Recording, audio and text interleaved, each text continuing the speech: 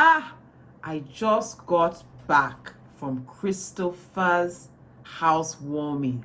Oh my goodness. His house is out of this world. It's so gorgeous. It has a swimming pool, long windows, views, in fact, everywhere. There was AC in every single nook and cranny. There was even an air conditioner inside the cabinets. I mean, wow, this guy has taste. Beautiful home. My only concern, though, is that area where he built that house.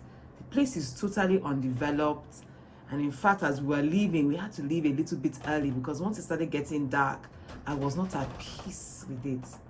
But anyway, those are all the challenges we see when we buy a home in Nigeria. So today on the Good Eve channel, we're going to be talking about 5 key steps when you want to buy a property in Nigeria. Home ownership, owning a roof over your head is everyone's dream. So that's what we're going to talk about. Hi everybody, my name is Buki and I'm here for the Good Eve channel.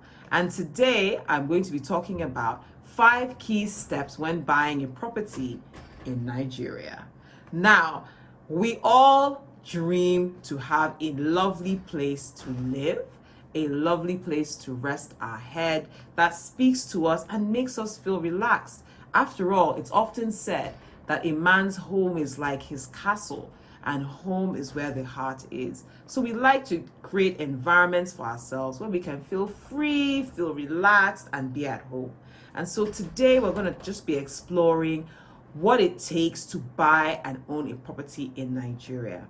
Now, before I get started, I'm going to ask that you give me a thumbs up, which is a like. Hit that like button. And then if you haven't subscribed, now is the time to do it. You don't have to wait until you buy a house before you subscribe to the Good Eve channel. And finally, I'm going to give you 5 steps to buying a property in Nigeria. So I'd like you to share this video with, that's right, 5 people. So share this video with 5 people so that they also can know that there's some essential steps they should not take for granted if they want to buy a property in Nigeria. So before we jump into the steps, I just wanted to explore, why would you want to buy a property? Isn't renting good enough? Renting gives you a lot of flexibility. If you live in an area today and after 2 years there's a decline or there's a change in the area and the environment, you're not encumbered with having to just, all you have to do is wait for your rent to time out, or maybe even ask your landlord if they're willing to give you back your rent, and then a portion of your rent, and then you move to another area. It allows you to be highly mobile. If you're working in Lagos today and you explore and you get a job in Port Harcourt or Abuja tomorrow, guess what? You can just pack up and leave and go to that new city. So it gives you a lot of flexibility when you rent. But the truth is, there's a stage in your life when renting definitely is the way to go. When you're really growing in your career, when you're moving jobs probably a lot, when you're still trying to find and settle in to the path, whether it's business or career that you want to take. But once you've gotten to a stage where you're a bit more established, probably your kids are getting a bit older, and you've found and identified communities in which you really enjoy living. For instance, if you've rented homes in the same estate 3 times, you probably want to think if it's possible about buying a home in that environment, because you're familiar with the environment, you love it, you're comfortable with it, you've made friends there, your children love it. It's a good place to put down roots for a season. And even if you only live in that house for 15 years as your starter home, or 10 years, and you eventually go on to acquire another home, you can easily rent out that home to another young family who's starting out, or another young person who's starting out just like you were all those years ago. So definitely there are really good benefits to owning a home. They're a good hedge against inflation, and they give you security in terms of securing your income or your assets long term. Also, homes located in a good area that are easy to rent because of by nature of their design or by nature of their size, you are a good source of cash flow income. There's a lot of times we invest in some investments, and while they appreciate in value, you have to sell a portion of them to unlock that value. But renting out a home that you own is an opportunity and a good way to get cash flow, i.e. cash in your hand. You know, we love cash. It makes us feel so good. It gives you cash in hand that you can use to meet some of the needs that you may have today, either for maintaining that home or even for your bills and obligations that you have on an ongoing basis. So now I'm going to get to the 5 keys that you need to take when buying a property in Nigeria. So the first thing you need to do is you need to understand the nature of the property, the location, the location, the location. So when I say the first step is you need to understand the nature of the property that you wish to acquire. So is it a commercial property? Is it residential?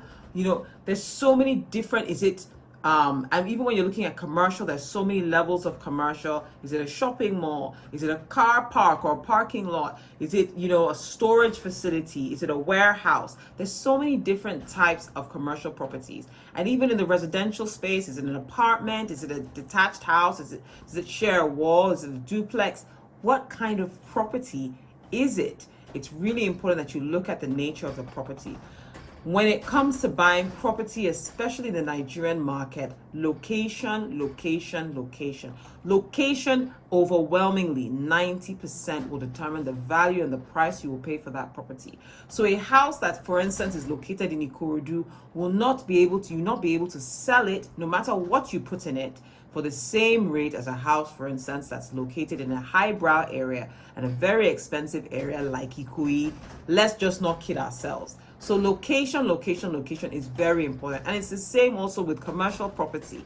Depending on the nature of the business, if you go and seed a shopping mall in your village in Osun State with population 10,000 people, if you like, you can put 100 shops. What you would charge and you can charge for rent in that environment is very different than what you will be able to charge for rent if you plant 100 shopping complex in Ikoyi. So understanding that location, location, location largely determines the value of a property in Nigeria and how much you can ask for rent. All right, the second point you need to understand, or key step, is you need to research the seller. There's a lot of challenges in the Nigerian market around fraud. So you really need to research the seller. You need to verify, not just from your real estate agent, not just from the person who introduced you to the property, but you even need to investigate independently. The services of a property valuer can be indispensable for this. The services of a surveyor, also independent from each other, so that you have multiple checks to verify who in fact owns this property. Research Google to check. A lot of times when there have been properties sold multiple times fraudulently, at some point someone may have lodged a complaint and it may be available online. Police checks. I mean, you need to do multiple layers because this is a big investment. It's one of the biggest investments. Home ownership or purchasing of a property is some of the biggest investments that people will make in their entire life. So you really don't want to lose and have a major setback from your nest egg by handing your money or dealing with the wrong person. All right. Then number 3, verify the true owner. And this may seem a repeat. So research who is selling it, because the seller may not be the owner. It may be an agency, it may be a company.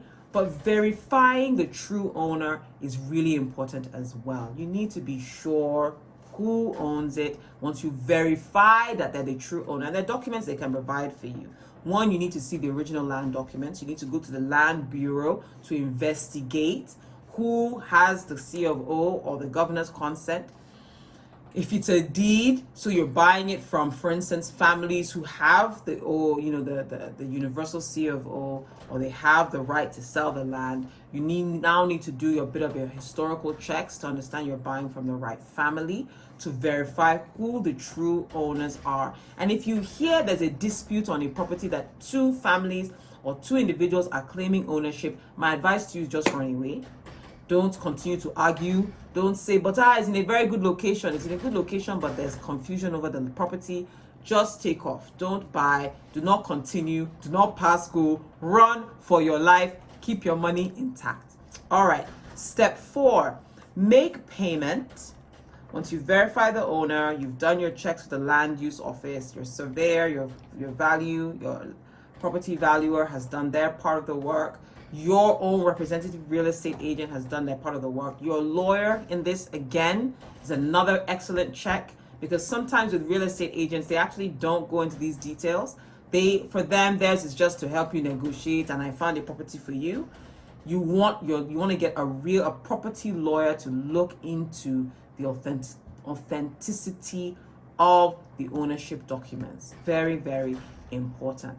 Lawyers have a really large network, so even if there's certain issues, they may be really good at investigating also additionally and finding out the real status of the property that you're considering purchasing. So number 4, like I said, make payments and collate the right documentation. So some of the documentation you want to make sure that you get when you buy a property are: you want to get a purchase receipt, you want to get a contract of sale, you want to get the building plan, you want to get originals of other documents that have to do, any other document that has to do with that property that are in the possession of the old owner. All right. Then point 5,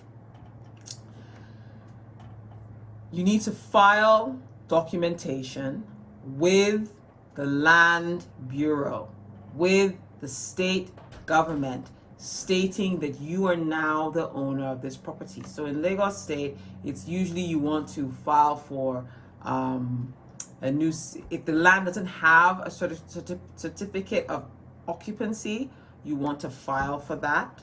And if or a governor's consent to register your deed, and so that the government can acknowledge that yes, there is a contractual ownership on that is attached to that land or that property or that building, because it is possible that people have developed a property and those documents are not in place. If there's already a governor's consent in place, then you just want to re-register your own new ownership of that property, so that you're able to establish and secure your ownership of the property. So now, because you stayed this long, I've given you the 5 keys. I'm going to give you a 6th key as a bonus. And this 6th key is you should appoint a real estate agent to help you navigate this process. And if you're renting out the property and it's something you don't want to manage on a day-to-day basis, I definitely want to advocate that you get real estate professionals involved in the process. Now, all professionals are not equal. There are people entering the profession every day and people exiting the profession every day. But if you have a competent, aggressive, and assertive estate manager, they can really make the difference between whether that property is profitable and remains fully occupied, and whether that property is just a loss-making property that's just a headache for you. So definitely, I'd like you to explore considering the professional services of a real estate professional. So there you have it. You have the 5 key steps that you must take. Please don't leave any one of these out. There may be some additional ones, but these are the keys when buying a property in Nigeria. So, as I always say, please remain humble and learn. Bye for now.